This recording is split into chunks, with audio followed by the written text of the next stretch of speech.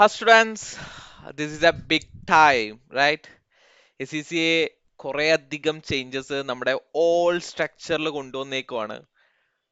After 2017 or 18 ശേഷം ഇത്രയധികം changes ഇപ്പോഴാണ് കൊണ്ടുവരുന്നത്. സോ നമ്മൾ ഇന്ന് ഇവിടെ ഡിസ്കസ് ചെയ്യാൻ പോകുന്നത് എന്തിനു വേണ്ടിയിട്ട് എന്തൊക്കെ ചേഞ്ചസ് ACCA കൊണ്ടുവന്നിട്ടുണ്ട് എന്നുള്ളതാണ്. Okay, so the future ACCA qualification. Okay, അവർ അത് തന്നെ അതിന് പേരിട്ടേക്കുന്നത്. ഓക്കെ, ദ ഫ്യൂച്ചർ റീഡിഫൈൻഡ് എന്നാണ് അവർ ഇതിന് പേരിട്ടേക്കുന്നത്. Okay,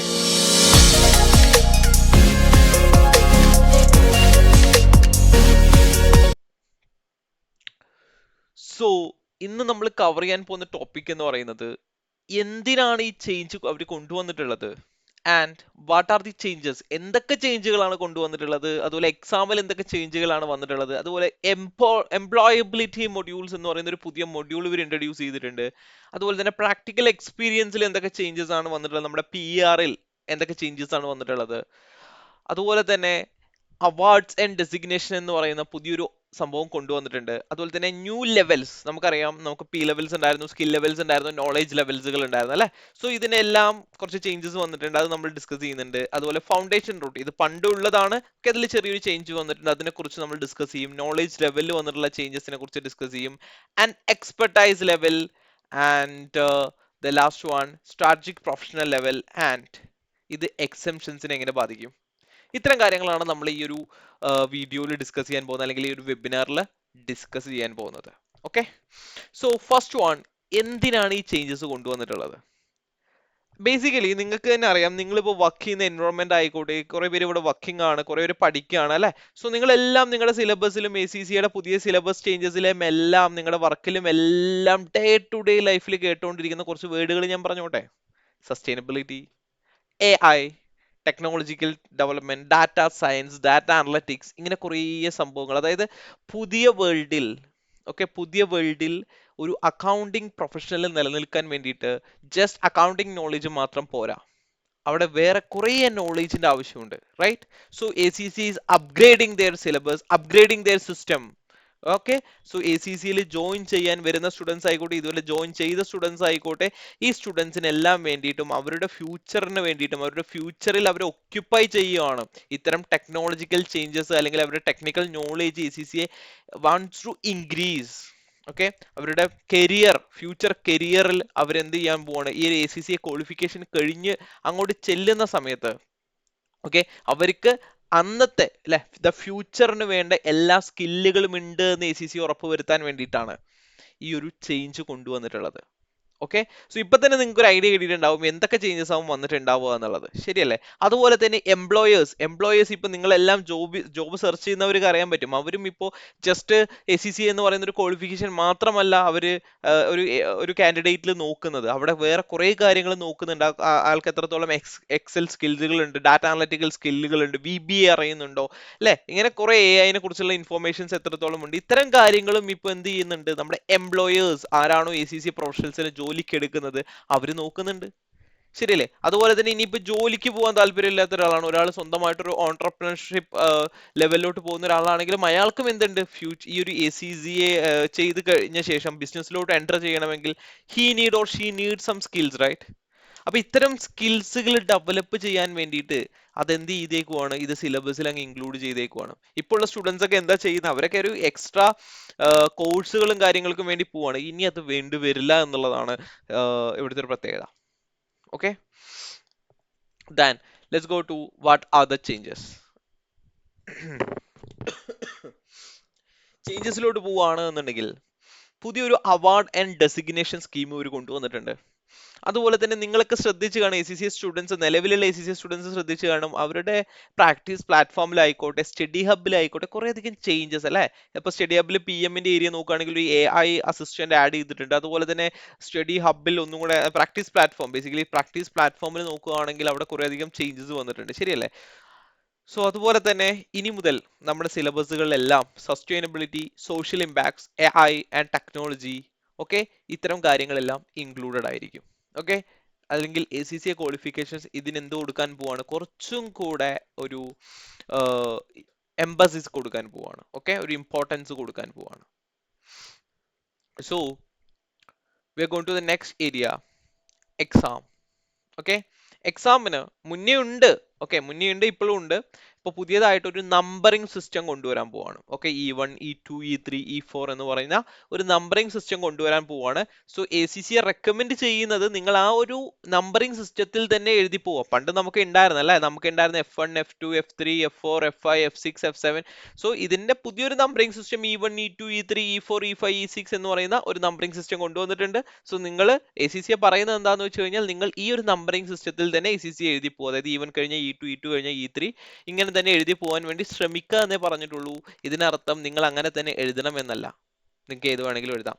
so there is not that much change, right? So നമുക്ക് F1 F2 F3 ഉണ്ടായിരുന്ന E1 E2 E3 E4 ആയി എന്ന് മാത്രം. Okay, there is nothing changed. Then നെക്സ്റ്റിലോട്ട് പോവുകയാണെങ്കിൽ എംപ്ലോയബിലിറ്റി മൊഡ്യൂൾസ്. അതായത് ഇനി നിങ്ങൾ ഓരോ ലെവൽ കംപ്ലീറ്റ് ചെയ്യുമ്പോഴും നിങ്ങൾ പുതിയൊരു മൊഡ്യൂൾ പഠിക്കേണ്ടി വരും. ഇപ്പൊ നിങ്ങൾക്കറിയാം നമുക്ക് EPSM മൊഡ്യൂൾ ഉണ്ട് അല്ലെ. EPSM മൊഡ്യൂൾ നമ്മൾ എന്താ ചെയ്യുക, ഒരു സെൽഫായിട്ട് അതിൽ കുറെ ചാപ്റ്ററുകൾ ഉണ്ടാവും. ആ ചാപ്റ്ററുകളെല്ലാം നമ്മൾ സെൽഫ് സ്റ്റഡി ചെയ്യും. ആ സെൽഫ് സ്റ്റഡി ചെയ്ത കാര്യങ്ങൾ നമ്മൾ എന്ത് ചെയ്യും, പിന്നീട് ഒരു അസസ്മെന്റ് ഉണ്ടാവും. അതുപോലെ നിങ്ങൾക്കും ഇതുപോലെ ഓരോ ലെവലുകൾ കഴിയുമ്പോൾ, നമ്മുടെ നോളജ് ലെവൽ കഴിയുമ്പോൾ, സ്കിൽ ലെവൽ കഴിയുമ്പോൾ, ഇപ്പൊ അതൊന്നും അല്ലാട്ടോ ഇതിന്റെ പേര്, ഈ ലെവലുകളുടെ പേര് മാറിയിട്ടുണ്ട്. ബട്ട് ആസ് ഇൻട്രോ നിങ്ങൾക്ക് മനസ്സിലാവാൻ വേണ്ടിയിട്ടാണ് ഞാൻ ഇങ്ങനെ പറയുന്നത്. സോ നോളേജ് ലെവൽ കഴിയുമ്പോഴും, സ്കിൽ ലെവൽ കഴിയുമ്പോഴും, പി ലെവൽ കഴിയുമ്പോഴും എല്ലാം നിങ്ങൾ എന്ത് ചെയ്യേണ്ടി വരും, ഓരോ മൊഡ്യൂളുകൾ പഠിക്കേണ്ടി വരും. അതും that is mandatory. And also there is also optional employability മൊഡ്യൂളുകളും ഉണ്ട്. ഓക്കെ, അതായത് അവിടെ എന്തുണ്ട്, നിർബന്ധമായിട്ട് നിങ്ങൾ ചെയ്യേണ്ടതുണ്ട്, എന്നാൽ കുറച്ച് ഓപ്ഷണൽ ആയിട്ട് നിങ്ങൾക്ക് നിങ്ങളുടെ സ്കില്ല് ഡെവലപ്പ് ചെയ്യണം എന്നുണ്ടെങ്കിൽ മാത്രം ചെയ്യേണ്ട മൊഡ്യൂളുകളും ഉണ്ട്. അങ്ങനത്തെ മൊഡ്യൂളുകൾ നിങ്ങൾ ഇനി മുതൽ കംപ്ലീറ്റ് ചെയ്യേണ്ടി വരും to complete ACCA. Okay, and practical എക്സ്പീരിയൻസിലോട്ട് നോക്കുകയാണെങ്കിൽ അവിടെയാണ് പിന്നീട് ഒരു ചേഞ്ച് വന്നിട്ടുള്ളത്. പ്രാക്ടിക്കൽ എക്സ്പീരിയൻസിലോട്ട് നോക്കുകയാണെന്നുണ്ടെങ്കിൽ നമ്മുടെ 36 മന്ത് ക്രൈറ്റീരിയ അവിടെ തന്നെയുണ്ട്. ബട്ട് ACC എന്ത് ചെയ്യാണ്, ഒരു സ്റ്റിമുലേറ്റഡ് എന്താ പറയുക എംപ്ലോയബിലിറ്റി മൊഡ്യൂൾ കൊണ്ടുവരാണ്. സിമുലേറ്റഡ് എംപ്ലോയബിലിറ്റി മൊഡ്യൂൾ എന്താണ് ഇതിന്റെ ഒരു സംഭവം എന്ന് വെച്ച് കഴിഞ്ഞാൽ, ഇതൊരു ഓപ്ഷണൽ വൺ ആണ്, നിങ്ങൾക്ക് വേണമെങ്കിൽ ചെയ്താൽ മതി. അതായത് ഇവിടെ നമുക്ക് ഒരു നിങ്ങൾ ഫ്രൈജിന്റെ എല്ലാം മറ്റേ ഇത് ചെയ്തിട്ടുണ്ടല്ലോ, KPMGയുടെ എല്ലാം സിമുലേഷൻസ് ചെയ്തിട്ടില്ലേ, അതുപോലെ ACC എന്ത് ചെയ്യാണ്, നിങ്ങൾക്ക് ഒരു ജോബ് ഓറിയന്റഡ് ആയിട്ടുള്ള ഒരു സിമുലേറ്റിംഗ് മൊഡ്യൂൾ തരികയാണ്. ആ സിമുലേറ്റിംഗ് മൊഡ്യൂൾ എന്താ ഉണ്ടാവുക വെച്ച് കഴിഞ്ഞാൽ, നിങ്ങൾ റിയൽ ജോബിൽ നേരിടാൻ പോകുന്ന കുറച്ച് പ്രോബ്ലംസ്, അതുപോലെ തന്നെ കുറച്ച് സ്കില്ലുകൾ, നിങ്ങൾക്ക് അവിടെ ആവശ്യമായ സ്കില്ലുകൾ, ഇതെല്ലാം ഇൻക്ലൂഡ് ചെയ്തിട്ട് എന്ത് ചെയ്യാണ്, ഒരു മൊഡ്യൂൾ അവിടെ നിങ്ങൾക്ക് പ്രൊവൈഡ് ചെയ്യും. അത് നിങ്ങൾ വേണമെങ്കിൽ ചെയ്താൽ മതി. It's an optional employability module. Okay, optional employability module ആണ്. സോ അങ്ങനെ നിങ്ങൾ അത് ചെയ്യുകയാണെന്ന് വിചാരിക്കുക. ചെയ്യുകയാണെന്നുണ്ടെങ്കിൽ 36 മന്തിലെ 6 മന്ത് എക്സ്പീരിയൻസിന് അത് മതി. 36 മന്തിലെ 6 മന്ത് എക്സ്പീരിയൻസിന്, അതായത് ആ ടൈം റെക്കോർഡിംഗ് മാത്രമാണ്. ഓക്കെ, ഇതെല്ലാം നമ്മൾ ഇപ്പോൾ അവൈലബിൾ ആയിട്ടുള്ള ആർട്ടിക്കിൾസ് വെച്ചിട്ടാണ് ഞാൻ ഡിസ്കസ് ചെയ്തുകൊണ്ടിരിക്കുന്നത്. ഇതിനെല്ലാം ACCയിൽ വന്ന് ചേഞ്ചസ് വരാം. ഓക്കെ, സോ ആ ഒരു ഡിസ്ക്ലൈമർ ഞാൻ പറയാണ്. ഓക്കെ, സോ ഇപ്പൊ ഞാൻ പറയുന്നത് എന്താ വെച്ചാൽ, ഈ ഒരു 6 മന്ത് എക്സ്പീരിയൻസ് നിങ്ങൾക്ക് എന്ത് ചെയ്യാം, ഇത് വെച്ചിട്ട് ക്ലെയിം ചെയ്യാൻ പറ്റും. ഓക്കെ, അതായത് ഒരു സ്റ്റഡി അല്ലെങ്കിൽ ഈ ഒരു മൊഡ്യൂൾ കംപ്ലീറ്റ് ആവുന്നതോടുകൂടി നിങ്ങൾക്ക് എന്ത് ചെയ്യും, ഒരു 6 മന്ത് എക്സ്പീരിയൻസ് കിട്ടുകയാണ്.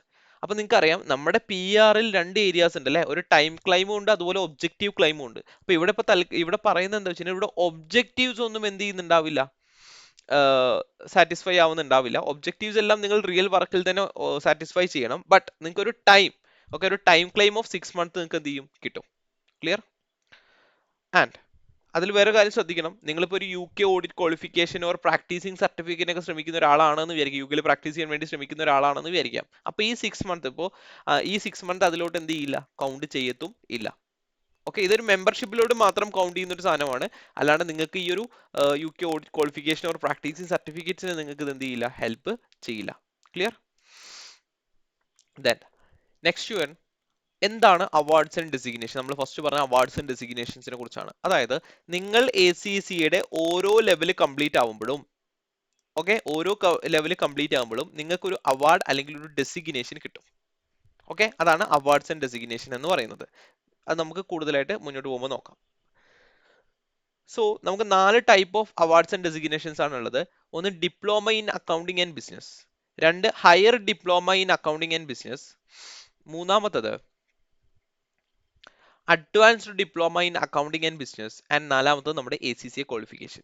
അപ്പൊ ഇത് നിങ്ങൾക്ക് മുന്നേ അറിയുന്ന ഒരു കാര്യങ്ങൾ തന്നെയായിരിക്കും. അതായത് മുന്നേയും നിങ്ങൾ ഇതെല്ലാം കണ്ടിട്ടുണ്ടാവും അല്ലെ.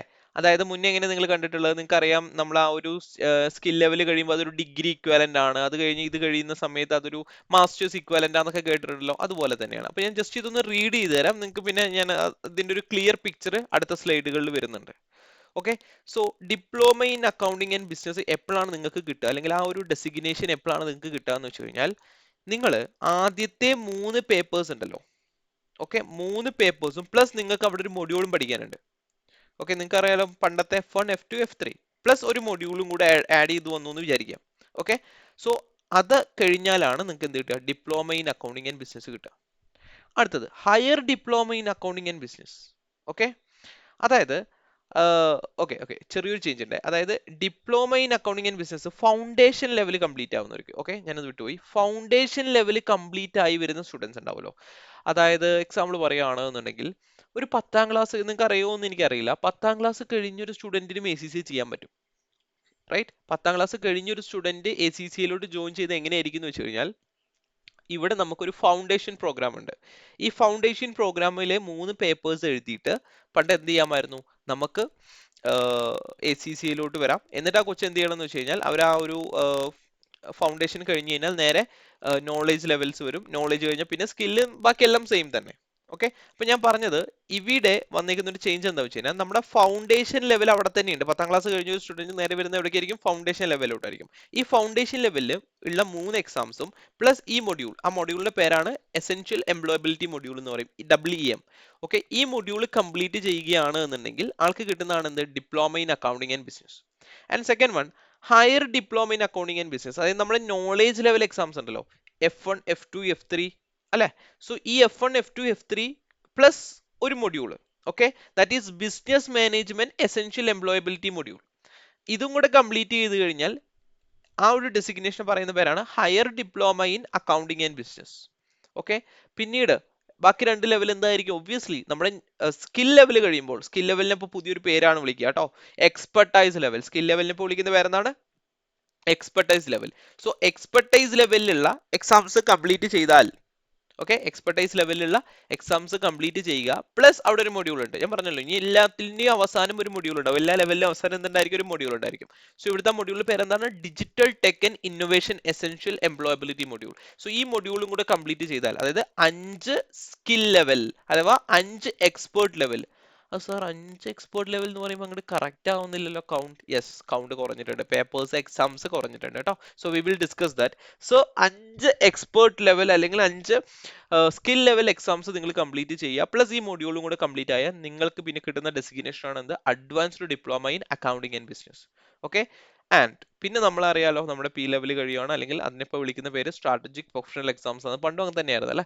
സോ സ്ട്രാറ്റജിക് എക്സാംസ് കംപ്ലീറ്റ് ആയി കഴിഞ്ഞ് ആൻഡ് 3 ഇയർ എക്സ്പീരിയൻസ് കഴിഞ്ഞ് കഴിഞ്ഞാൽ you will become a ACCA member. 3 years അല്ലെങ്കിൽ 36 മന്തിന്റെ എക്സ്പീരിയൻസും കൂടെ ആയാലേ you will learn ACCA member. Okay, clear ആണോ? Okay, great. Then, so let's see what are the new levels. New levels എന്ന് പറഞ്ഞാൽ ഫസ്റ്റ് വൺ ഫൗണ്ടേഷൻ റൂട്ട്. പണ്ടുള്ള പോലെ തന്നെ ഇവിടെ എന്തുണ്ട്, ഫൗണ്ടേഷൻ റൂട്ട് ഉണ്ട്. ഇത് ആർക്കുള്ള റൂട്ടാ, ഇത് കുറെ പേര് കേട്ടിട്ടുണ്ടാവില്ല. അതായത് നമ്മൾ 10ാം ക്ലാസ് കഴിഞ്ഞ് ജോയിൻ ചെയ്യുന്നവർക്ക് ഉള്ള ഒരു ഇതാണ് എന്തെന്ന് പറയുന്നത്, ഫൗണ്ടേഷൻ റൂട്ട് എന്ന് പറയുന്നത്. ഓക്കെ, അല്ലെങ്കിൽ നമുക്കൊരു മിനിമം എൻട്രി ക്രൈറ്റീരിയ ഉണ്ട്, നമ്മൾ വേറൊരു വീഡിയോ ആയിട്ട് ചെയ്യുന്നുണ്ട്. ഓക്കെ, സോ 10ാം ക്ലാസ് പെട്ടെന്ന് മനസ്സിലാവാൻ വേണ്ടി പറയുന്നത്, ഒരു മിനിമം എൻട്രി ക്രൈറ്റീരിയ ഉണ്ട് ACCയിലോട്ട് ജോയിൻ ആവാൻ. സോ അത് മീറ്റ് ചെയ്യാത്ത ആൾക്കാർക്കാണ് നമ്മൾ എന്ത് പറയുന്നത്, ഫൗണ്ടേഷൻ റൂട്ട് വഴി വേണം അവർ ACCയിലോട്ട് വരാൻ വേണ്ടിയിട്ട്. പിന്നെ നമ്മുടെ സാധാരണയുള്ള നോളേജ് ലെവൽ, അതിൽ നിങ്ങൾക്ക് അറിയാലോ പണ്ടത്തെ ലെവൽ തന്നെയാണ്, ബട്ട് അതിൽ ചെറിയൊരു ചേഞ്ച് വന്നിട്ടുണ്ട്, എന്തുണ്ട്, മൊഡ്യൂൾ ആഡ് ആയിട്ടുണ്ട്. ആൻഡ് എക്സ്പെർട്ടൈസ് ലെവൽ, ഓക്കെ, പണ്ടത്തെ സ്കിൽ ലെവലിനെ വിളിക്കുന്ന പേരെന്താണ്, എക്സ്പെർട്ടൈസ് ലെവൽ. ആൻഡ് നാലാമത്തത് സ്ട്രാറ്റജിക് പ്രൊഫഷണൽ ലെവൽ. ഓക്കെ, ഇനി നിങ്ങൾ ഈ ACCA കംപ്ലീറ്റ് ആവുന്നതോട് കൂടിയിട്ട് നിങ്ങൾക്ക് എക്സ്ട്രാ ക്വാളിഫിക്കേഷൻസിനും കൂടെ അവസരങ്ങളുണ്ട്. ഓക്കെ, സോ എക്സ്ട്രാ ഏതൊക്കെ ക്വാളിഫിക്കേഷൻസിനാണ് അവസരം എന്ന് വെച്ച് കഴിഞ്ഞാൽ, certified accounting technician course complete ചെയ്യാനുള്ള ഓഫർ ഉണ്ട്. അതുപോലെ തന്നെ BSc ഇൻ പ്രൊഫഷൻ, ഇത് കുറച്ചു കാലം മുന്നേ വിഡ്രോ ചെയ്തിട്ടുണ്ടായിരുന്നതാണ്, but again it's coming. So BSc professional accountancy degree നിങ്ങൾക്ക് ചൂസ് ചെയ്യാനുള്ള ഓപ്ഷൻ ഉണ്ട്. അതുപോലെ തന്നെ MSc പ്രൊഫഷണൽ അക്കൗണ്ടൻസി ഡിഗ്രിയും നിങ്ങൾക്ക് ചൂസ് ചെയ്യാനുള്ള ഓപ്ഷൻ ഉണ്ട്. Okay, then what is foundation route? ഞാൻ പറഞ്ഞു മിനിമം എൻട്രി റിക്വയർമെന്റ്സ് കംപ്ലീറ്റ് ആവാത്ത, അല്ലെങ്കിൽ ജസ്റ്റ് തിങ്ക് ദാറ്റ് 10ാം ക്ലാസ് കഴിഞ്ഞിരുന്ന ഒരു സ്റ്റുഡന്റ്, ഒബ്വിയസ്ലി ഒരു ബേസിക്കും ഉണ്ടാവില്ല അല്ലെ. സോ ആ ഒരു സ്റ്റുഡന്റ് എങ്ങനെയാണ് കയറി വരേണ്ടത്? സോ ഒബ്വിയസ്ലി ഫൗണ്ടേഷൻ റൂട്ട് വഴിയാണ്. അവിടെ 3 എക്സാംസ് ആണ് നമുക്കുള്ളത്. F1, F2, F3. F1, F2, F3.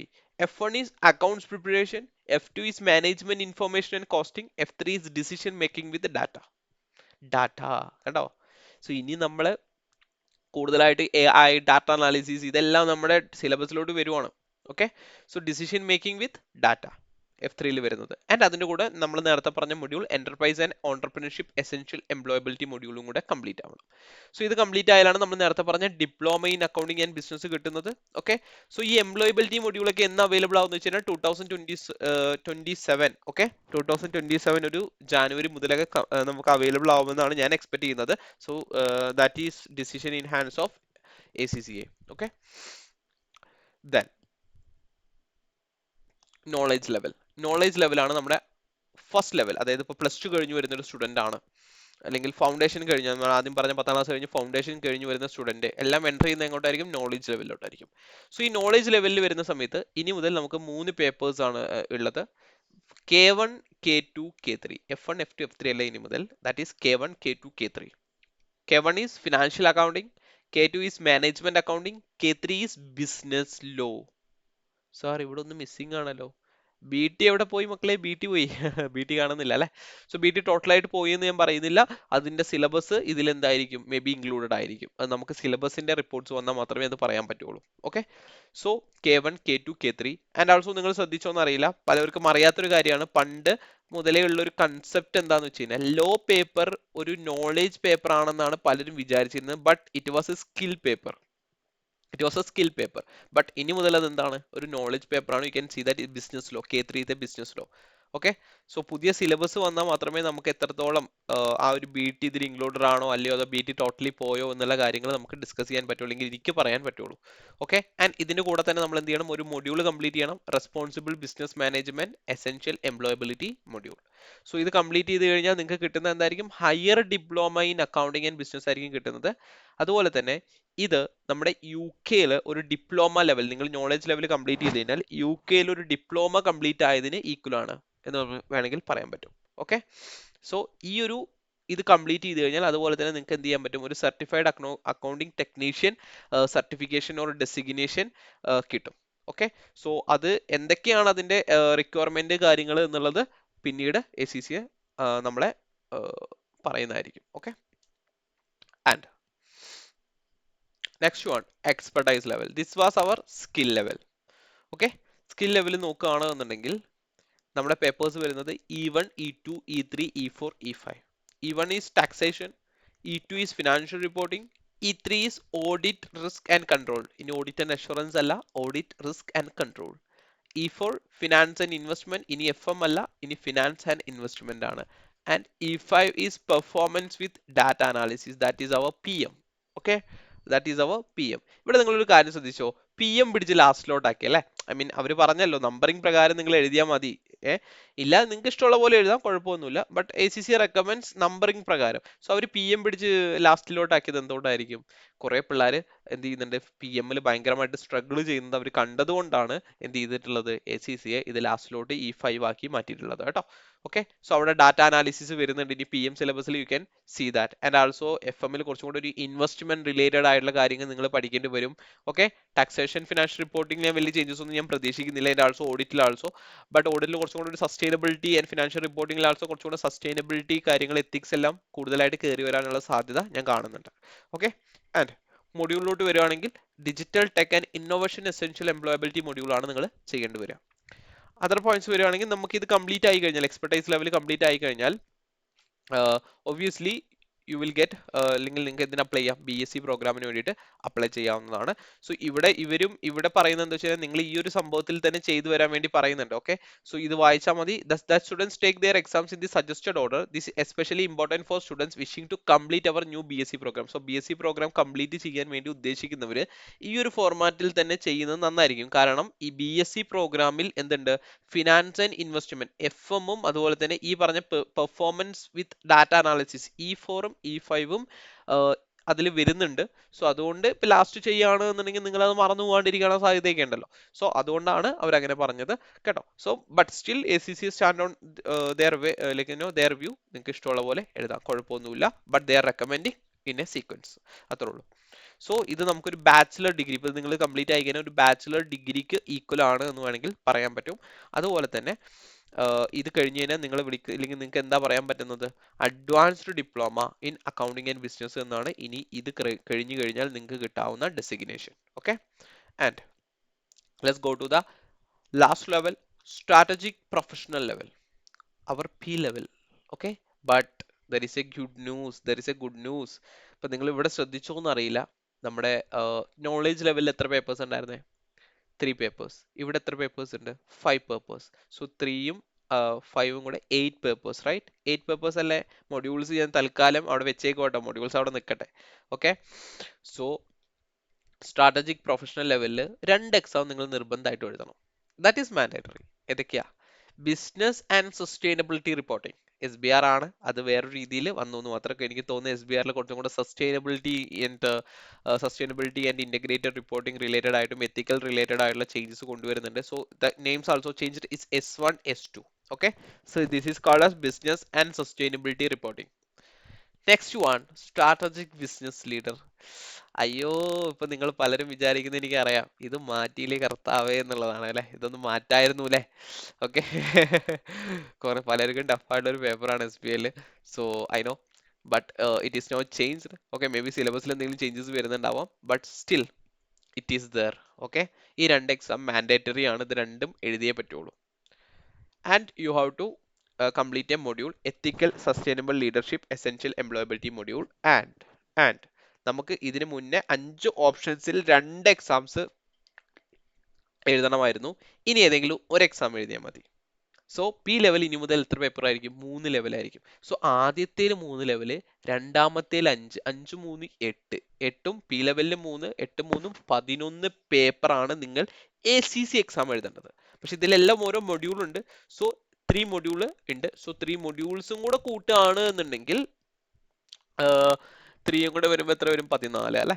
But modules എനിക്ക് തോന്നുന്നില്ല അതൊരു ലൈക്ക് നമ്മുടെ നോർമൽ അസസ്മെന്റ് ആയിരിക്കും. EPSM എല്ലാം ഉണ്ടായിരുന്ന പോലെ നോർമൽ അസസ്മെന്റ് ആയിരിക്കും. So don't worry about it. But total ഇനി മുതൽ 11 എക്സാംസ് ആണ് ഉള്ളത്. Okay, happy? ഓക്കെ, എക്സാംസ് കുറഞ്ഞിട്ടുണ്ട് അല്ലേ. But still I M feared that എനിക്കൊരു പേടിയുണ്ട്. എന്താ വെച്ച് കഴിഞ്ഞാൽ ഇപ്പൊ ഈ കട്ട് ചെയ്ത് പോയ കുറച്ച് സബ്ജക്റ്റ് ഒക്കെ ഉണ്ടല്ലോ, അത് മറ്റുള്ളതിന്റെ കൂടെ മിക്സ് ചെയ്ത് വന്ന സിലബസിന്റെ ക്വാണ്ടിറ്റി കൂടുമോ എന്നുള്ള ചെറിയ ടെൻഷൻ എനിക്കുണ്ട് കേട്ടോ. ബട്ട് ഡോണ്ട് വറി, നമുക്ക് അതൊക്കെ ടാക്കിൾ ചെയ്യാവുന്നതേ ഉള്ളൂ. ഓക്കെ, സോ ആൻഡ് ഏതൊക്കെയാണ് നമ്മുടെ ഓപ്ഷണൽ പേപ്പേഴ്സ് എന്ന് നമുക്ക് നോക്കാം. ഒന്ന് audit and assurance. P level നമ്മുടെ എന്തുണ്ടായിരുന്നു? അഡ്വാൻസ്ഡ് ഓഡിറ്റ് ആൻഡ് അഷുറൻസ് എന്നുള്ളത് ഇപ്പൊ എന്താക്കിയിട്ടുണ്ട്? SAA എന്നാക്കിയിട്ടുണ്ട്. ഓഡിറ്റ് ആൻഡ് അഷുറൻസ് പ്രൊഫഷണൽ എന്നാക്കിയിട്ടുണ്ട്. അടുത്ത കോർപ്പറേറ്റ് ഫിനാൻസ് പ്രൊഫഷണൽ, വേറൊരു പേപ്പർ. അത് എനിക്ക് തോന്നുന്നത് FM ആണ് അവർ ഉദ്ദേശിച്ചിട്ടുള്ളത്. ഓക്കെ, ആൻഡ് SDS അവിടെ നിൽക്കട്ടെ. SPI പറയാം. പെർഫോമൻസ് ആൻഡ് ഇൻസൈറ്റ് പ്രൊഫഷൻ എനിക്ക് തോന്നുന്നത് APM ആയിരിക്കും. STA taxation advisory obviously ATX ആയിരിക്കും. And SDS data science professional is A new one. That is A new one. Okay, അവിടെ നിങ്ങൾ കൂടുതലായിട്ട് പഠിക്കുന്നത് ഡാറ്റ സയൻസ് റിലേറ്റഡ് ആയിട്ടുള്ള സംഭവങ്ങളായിരിക്കും. ഓക്കെ, സോ അതാണ് നമ്മുടെ ഓപ്ഷണൽ പേപ്പേഴ്സിൽ വന്നിട്ടുള്ള ചേഞ്ചസ് എന്ന് പറയുന്നത്. സോ ഓപ്ഷണൽ പേപ്പേഴ്സും കൂടെ കഴിഞ്ഞാൽ P ലെവൽ കംപ്ലീറ്റ് ആയി കഴിഞ്ഞാൽ you will become equal to masters degree in UK.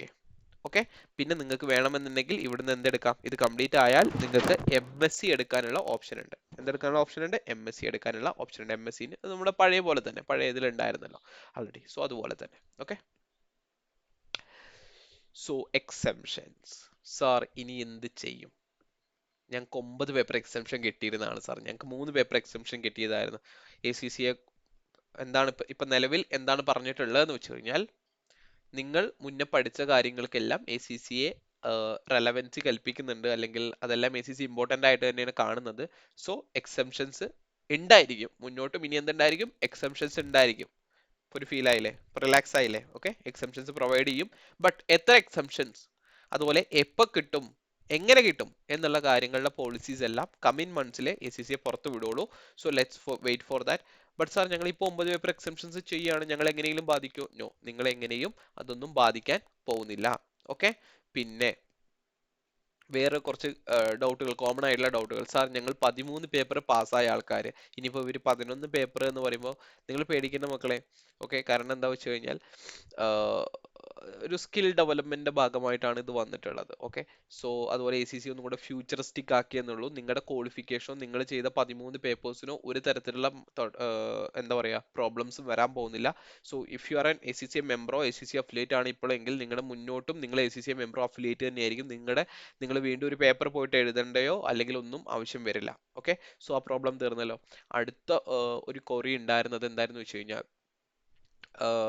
Sir ഇനി ഞങ്ങൾക്ക് എങ്ങനെ ഈ പേപ്പർ ചെയ്യാൻ പറ്റും എന്നുള്ളതാണ്. അതായത് ചിലർക്ക് ഡാറ്റ അനാലിസിസ് സ്കിൽസ് എല്ലാം ഇൻക്രീസ് ചെയ്യിപ്പിക്കണം എന്നുണ്ടാവും. സോ ഞങ്ങൾക്ക് എങ്ങനെ ചെയ്യാം? നിങ്ങൾക്ക് അറിയാം എ സി സി എപ്പോഴും ഇപ്പൊ നിങ്ങൾക്ക് ഇപ്പോൾ നിങ്ങൾ അഫിലിയേറ്റ് ആണെങ്കിൽ പോലും നിങ്ങൾക്ക് ഒരു എക്സാമും കൂടെ എക്സ്ട്രാ ബുക്ക് ചെയ്യാം അല്ലെ. അപ്പൊ നിങ്ങൾക്ക് അങ്ങനെ ഒരു എക്സാം ബുക്ക് ചെയ്യണം എന്നുണ്ടെങ്കിൽ എക്സാം ബുക്ക് ചെയ്യാനുള്ള ഓപ്ഷൻ അവർ തരും. Okay, so don't worry, exam book ചെയ്യാനുള്ള ഓപ്ഷൻ തരും.